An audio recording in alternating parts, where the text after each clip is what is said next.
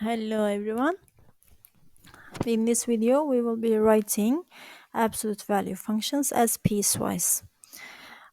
This topic is not explained in the book. It is just asked in exercises part, but it is still important since it's in the book. Um, we will also be using this in grade 12, so I'm going to explain how to write absolute value functions as piecewise.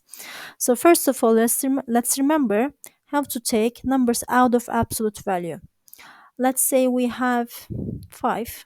Absolute value 5 will come out as 5, right? Without changing anything. What if we have a negative number, like negative 5? How do you take this out? You take this out by making it positive. How do you make it positive? You take the same number, negative 5, and multiply it by negative. So by multiplying the number itself by negative, we make it positive. So in every situation, it is a positive number.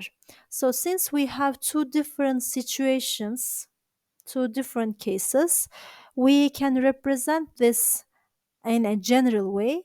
The general way is writing this as piecewise function. So the first exercise question, exercise 21, f of x equals absolute value x is equal to, so let's open the curly bracket. Let's write these two situations in general form here. So what are the situations? What are the intervals? We have two different intervals. For x being positive, x being negative, right? If x is positive, the number will come out as it is. But if x is negative, the number will come out by multiplying itself by a negative. Let's write this situation. So when x is positive number, the number x will come out as it is, x. This is the first case.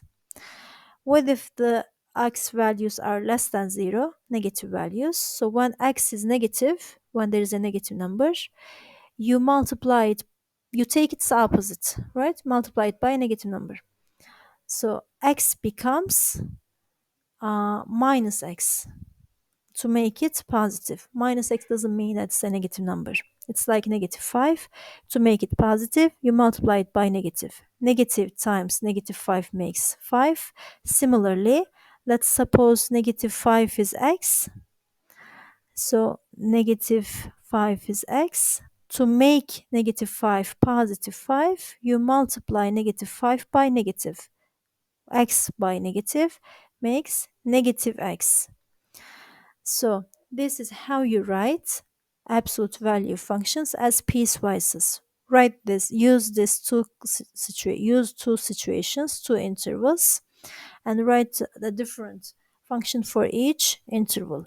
So when the number inside absolute value is positive, you take out this as it is. When number inside absolute value is negative, you take its opposite. So this is the way, and this is pretty important for grade 12. And by the way, we're gonna include the number in one of the intervals.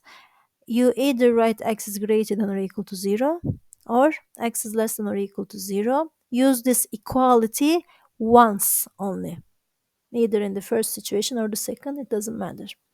So this is exercise 21. Exercise 22.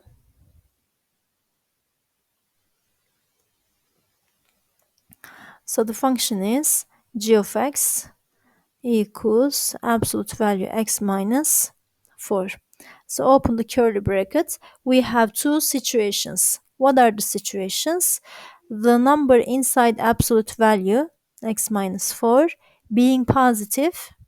You can include the number here or in the second, it doesn't matter. Or the number inside absolute value, x minus 4, being negative. So for two different situations, we have two different functions. For the first situation, x minus 4 is greater than or equal to 0.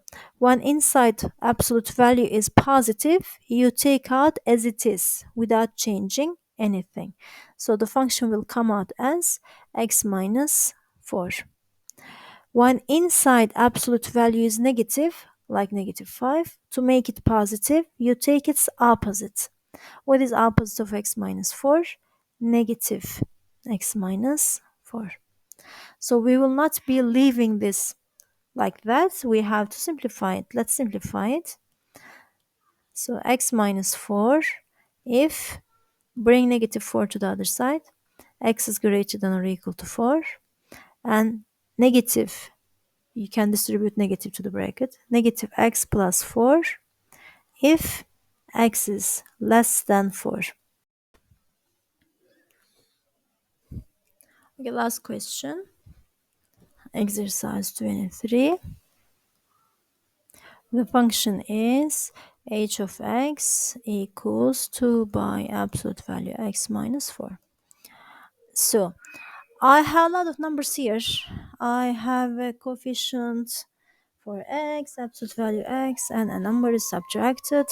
But what I care is, I don't care about the numbers, the other numbers. What I care is what we have inside absolute value. What do I have inside absolute value? Just x. So I have two situations. X, the number inside absolute value is just x. I don't care about 2 and negative 4 to determine the interval. Just look at what we have inside x, absolute value. In absolute value, I have x. I have two situations, x being positive and x being negative. I am going to include 0 in one of the situations. So when x is greater than 0, when number inside absolute value is greater than 0, it will come out as it is. So it's going to be 2x minus 4. Nothing is changed. But when number inside the absolute value is negative, you take its opposite. So it will come out as negative x, right? Opposite of x is negative x. You multiply the number by negative, as I did here. I multiplied negative 5 by negative to make it positive. So 2 times negative x minus 4. So that's my answer. Let's write this in simple way. It's going to be